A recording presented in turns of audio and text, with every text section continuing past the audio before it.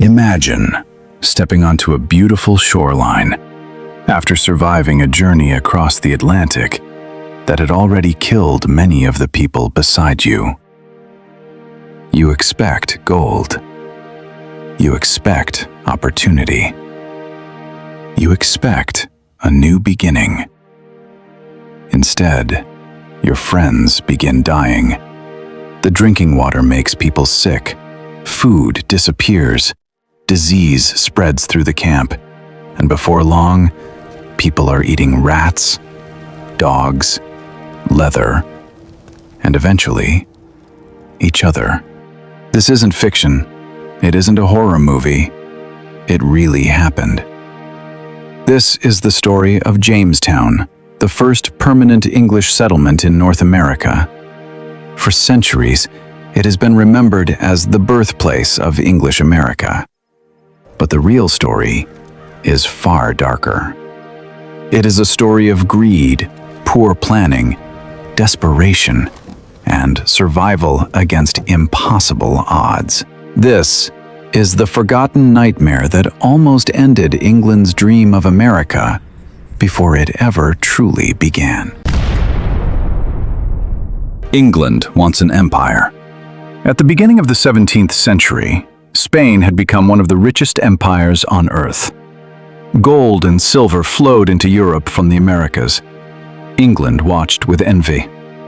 King James I granted a group of wealthy investors permission to establish a colony across the Atlantic.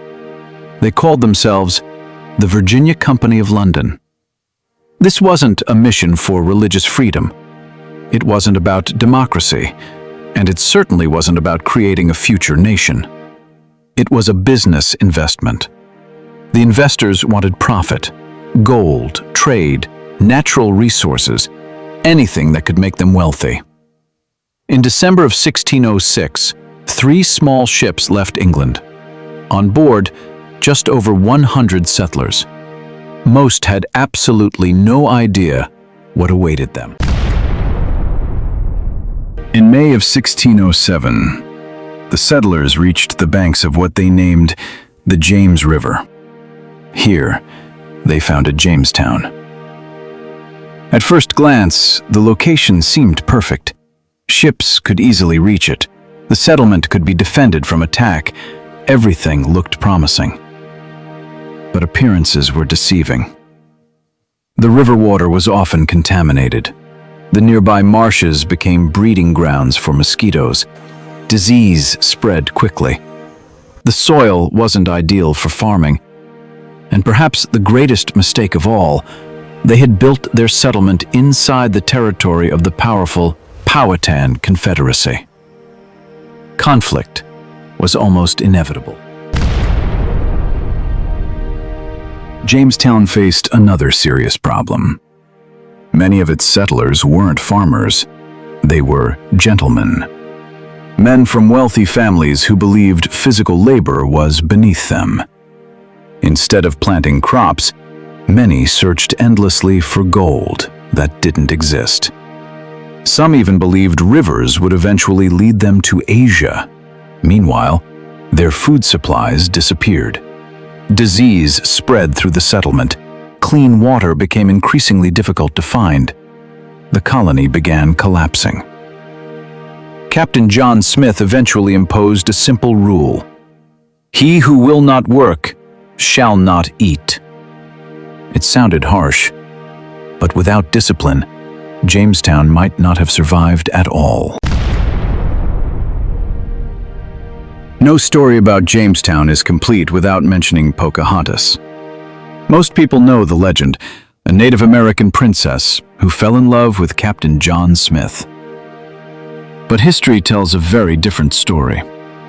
Pocahontas was the daughter of Chief Powhatan. She was probably only 10 or 11 years old when the English first arrived. She sometimes visited the settlement. She helped carry food. She became an important link between two very different cultures. During the colony's darkest days, the Powhatan people traded food with the English. Without that help, Jamestown likely would have disappeared forever. Years later, Pocahontas was captured by the English. She converted to Christianity, married John Rolfe, and traveled to England. There, she became famous. But she died in 1617, only about 21 years old. Her real story was far more tragic than the fairy tale many remember today. Then came the winter of 1609. Historians remember it simply as the starving time. A severe drought had ruined crops. Relations with the Powhatan Confederacy had collapsed. The settlers became trapped inside their own fort. They couldn't hunt, they couldn't farm, they couldn't escape. Of nearly 500 colonists, only around 60 survived the winter. People ate horses, dogs, cats, rats, leather shoes, boiled belts. Modern archaeology has revealed something even darker. The remains of a young girl showed unmistakable evidence that desperate settlers had resorted to cannibalism. Jamestown had become one of history's greatest survival horrors. Against all odds, Jamestown survived. But survival alone wasn't enough. Everything changed when John Rolfe successfully grew a sweeter variety of tobacco. English buyers loved it. Almost overnight, Virginia became profitable. More settlers arrived. Plantations expanded. Land became incredibly valuable. But prosperity came with a terrible price. More indigenous land was taken.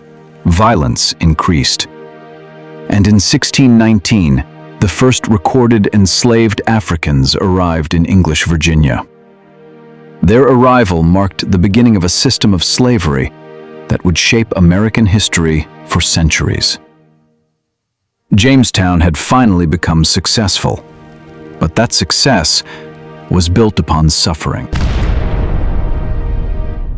Jamestown wasn't the glorious beginning many of us learned about in school. It was an experiment driven by money. It nearly failed. It survived only with help from the indigenous people who already lived there. Its economy depended on tobacco, and many of the systems that would later define America, land expansion, forced labor, and racial slavery, can all trace part of their origins back to this small settlement beside the James River. Jamestown reminds us that history is rarely simple.